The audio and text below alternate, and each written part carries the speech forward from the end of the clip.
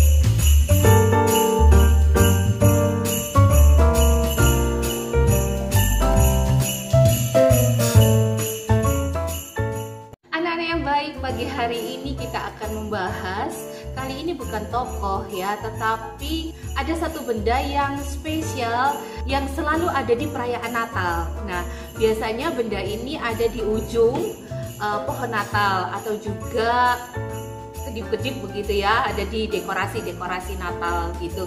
Tadi Tante Kesia sudah siarkan videonya sedikit tentang pohon Natal yang di atasnya ada sebuah bintang. Betul sekali. Pagi hari ini kita akan belajar tentang bintang gitu ya, bintang yang bercahaya. Nah, anak-anak, di alam semesta yang besar ini ada dua jenis bintang. Yang pertama adalah bintang semu.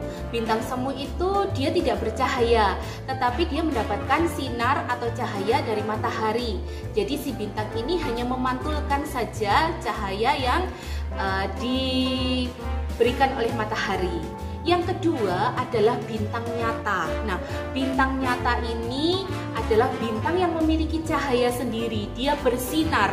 Di dunia ilmu pengetahuan, nanti kalau anak-anak mencari di Google atau juga di buku-buku ilmu pengetahuan, ada 7 bintang yang memiliki sinar yang sangat terang. Nah, apa saja itu kalian bisa lihat ya, cek namanya satu persatu. Tetapi pagi hari ini kita akan belajar dari bintang yang dilihat oleh orang Majus di timur. Nah, bintang ini tidak dijelaskan namanya bintang apa, tetapi pada waktu itu orang Majus bisa melihat sinarnya ketika mereka ada di negeri tanah kelahiran mereka. Kita akan baca dulu yuk. Ada beberapa ayat yang kita akan baca dari Matius pasal 2 ayat 1 dan 2. Sesudah Yesus dilahirkan di Betlehem di tanah Yudea pada zaman Raja Herodes, datanglah orang-orang Majus dari timur ke Yerusalem dan bertanya-tanya, di manakah dia, raja orang Yahudi yang baru dilahirkan itu? Kami telah melihat bintangnya di timur dan kami datang untuk menyembah dia. Orang-orang Majus pada waktu itu mengetahui bahwa ada raja yang baru lahir itu dari fenomena alam, yaitu dari munculnya sebuah bintang yang sangat istimewa. Nah, bintang ini bersinar begitu terang yang membuat orang-orang Majus ini tertarik dan mereka menyelidiki apa arti bintang itu. Ketika mereka sudah menyelidiki apa artinya itu, mereka menemukan bahwa bintang yang istimewa itu yang mereka lihat di tanah kelahiran mereka itu adalah sebuah pertanda. Sebuah tanda lahirnya seorang raja. Bintang itu tidak akan mungkin terlihat kalau dia tidak memancarkan cahaya, kalau dia tidak memancarkan sinar. Karena si bintang ini memancarkan cahayanya, makanya bintang ini bisa dilihat oleh orang-orang Majus. Bintang ini termasuk golongan bintang nyata yang memiliki cahaya sendiri, yang bisa memancarkan sinar sendiri. Dan ketika orang Majus mengetahui bahwa ada raja yang baru lahir, maka bergegaslah mereka untuk mengikuti kemana arah bintang itu pergi. Masih di Matius pasal 2, Tante Kesia akan lanjutkan di ayat yang ke-9 sampai 10. Ayat 9 dan 10, setelah mendengar kata-kata raja itu, berangkatlah mereka dan lihatlah bintang yang mereka lihat di timur itu mendahului mereka hingga tiba dan berhenti di atas tempat di mana anak itu berada. Ketika mereka melihat bintang itu, sangat bersukacitalah mereka.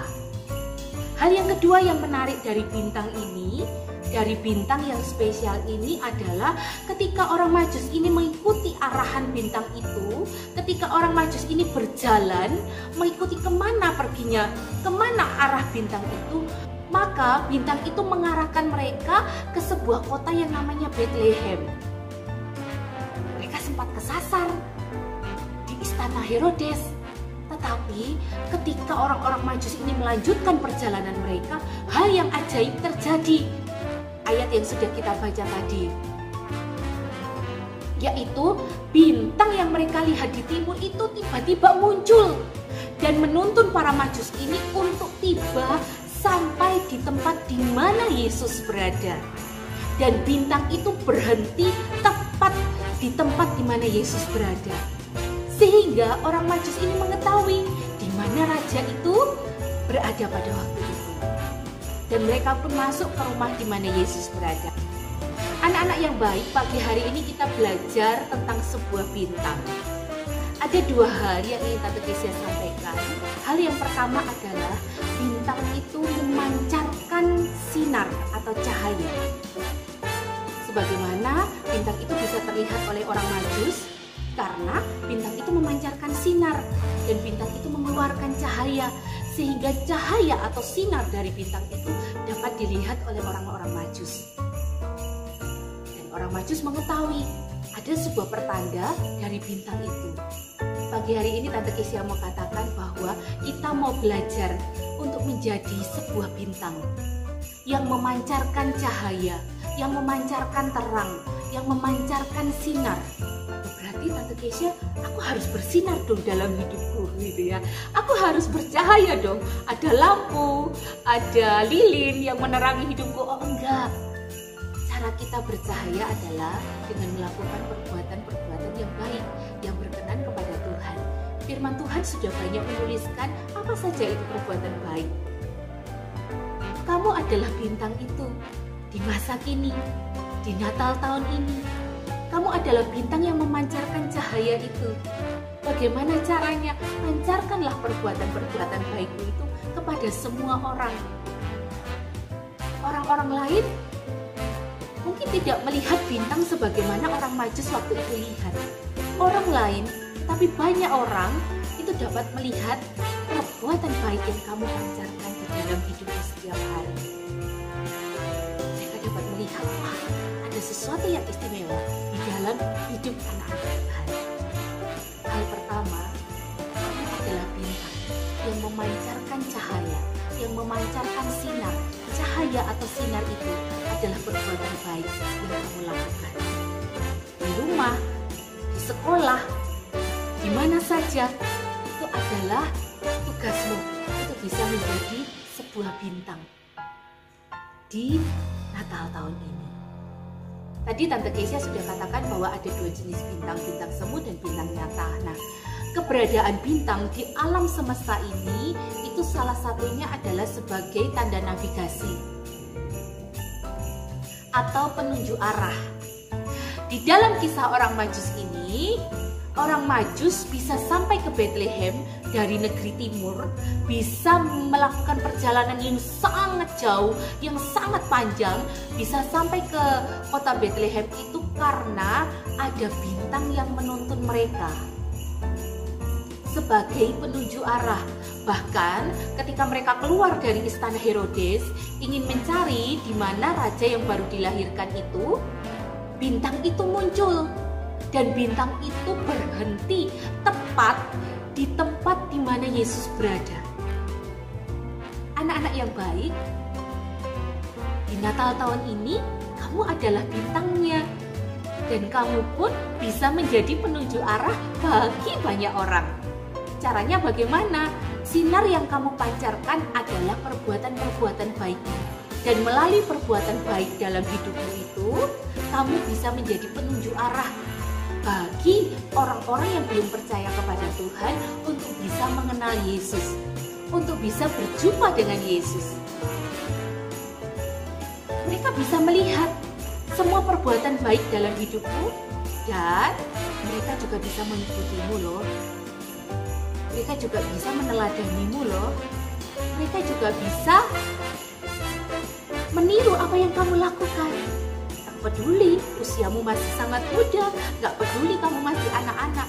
Tetapi kalau Tuhan mau pakai hidupmu, kamu bisa membawa orang-orang untuk mengenal Yesus. Kamu bisa menjadi alat Tuhan untuk bisa membawa mereka berjumpa dengan Yesus. Di Natal tahun ini, kamu adalah bintangnya. Bukan bintang yang terlihat di langit lagi yang bisa disaksikan oleh banyak orang. Tetapi semua orang dunia ini bisa melihat hidupmu itu menjadi bintang. Yang pertama, kamu dapat memancarkan cahaya atau sinar. Sinar perbuatan baik, sinar kasih, sinar kemurahan, sinar kejujuran, sinar ketaatan. Dan melalui hidupmu itu, perbuatan baik yang kamu lakukan, kamu bisa menjadi penunjuk arah bagi dunia, bagi orang-orang yang belum mengenal Tuhan, untuk bisa berjumpa dengan Yesus, untuk bisa bertemu dengan Sang Juru Selamat. Kalian mau menjadi bintang di Natal tahun ini? Dua hal ini tadi, pancarkan sinarmu.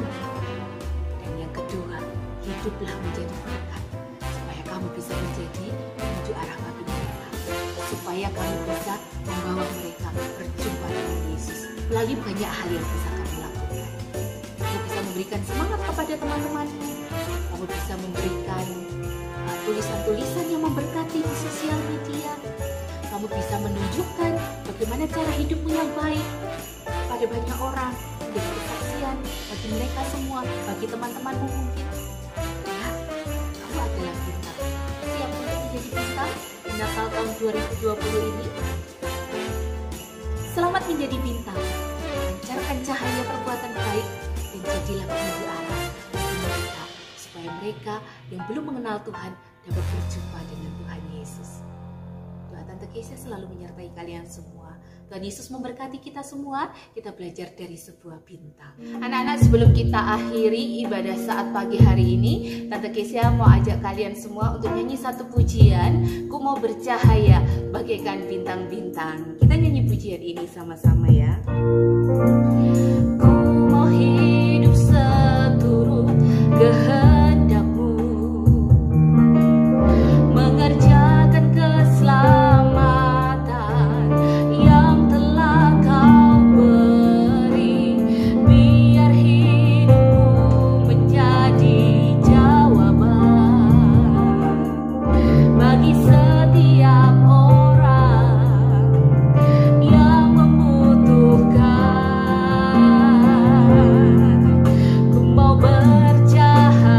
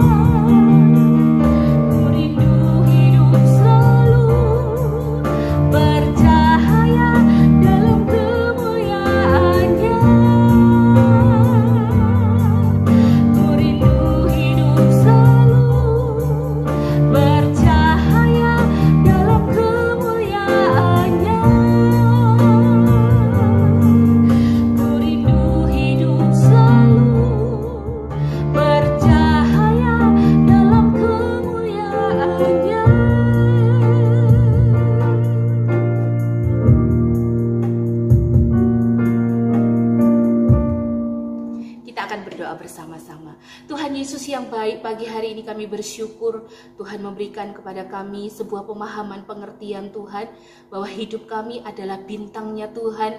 Hidup kami memancarkan sinar kemuliaan Tuhan.